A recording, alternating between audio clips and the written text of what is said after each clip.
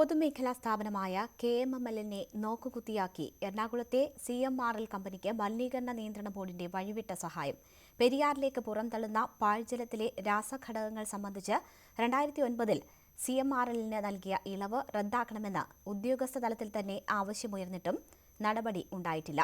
കമ്പനിയുടെ സ്വാധീനത്തിന് വഴങ്ങി മൗനം പാലിക്കുന്ന ബോർഡിലെ ഉദ്യോഗസ്ഥർ എതിർക്കുന്നവരെ കൂട്ടമായി ഒറ്റപ്പെടുത്തുന്നതായും പരാതിയുണ്ട്.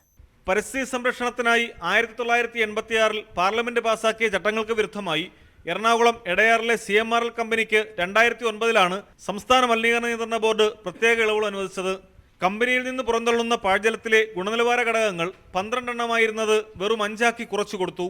സമാന തരത്തിൽ പാഴ്ജലം ഉൽപ്പാദിപ്പിക്കുന്ന പൊതുമേഖലാ സ്ഥാപനമായ ചവറ KMMLന് 12 മാനദണ്ഡങ്ങൾ ബാധകമായിരിക്കെയാണ് CMRLന് മാത്രമായി ഈ ഇളവ്.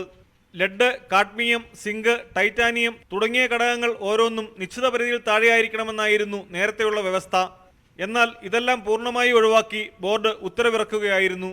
അന്നത്തെ ബോർഡ് മേധാവി പ്രത്യേക താൽപര്യമെടുത്തു നൽകിയ ഇളവ് പിന്നീട് പുതുക്കി നൽകിക്കൊണ്ടിരിക്കുകയാണ്.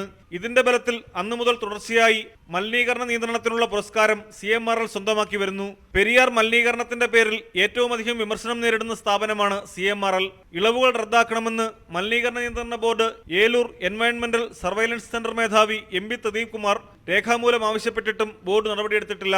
പ്രദീപ് കുമാർ ഭാരവാഹിയായ ഓഫീസേഴ്സ് അസോസിയേഷനും ഈ ആവശ്യം ഉന്നയിച്ചിട്ടുണ്ടെങ്കിലും ഈ സംഘടന കടലാസ് സംഘടനയാണെന്ന ന്യായം പറഞ്ഞ് മറ്റുള്ളവർ ഒറ്റക്കെട്ടായി ചെറുക്കുകയാണ്. ദേശീയ ഹരിത ട്രിബ്യൂണലിൽ പെരിയാർ വിഷയം സംബന്ധിച്ച് കേസുള്ളതിനാൽ CMRL വിഷയത്തിൽ തൽക്കാലം പ്രതികരണത്തിനുള്ള നിലപാടിലാണ് ബോർഡിന്റെ തലപ്പത്തുള്ളവർ. നിയമവിരുദ്ധമായി CMRL നൽകിയ ഇളവ് എത്രയും വേഗം റദ്ദാക്കണമെന്ന് ടണൽ ഡയറക്ടർ C ജയകുമാർ ആവശ്യപ്പെട്ടു.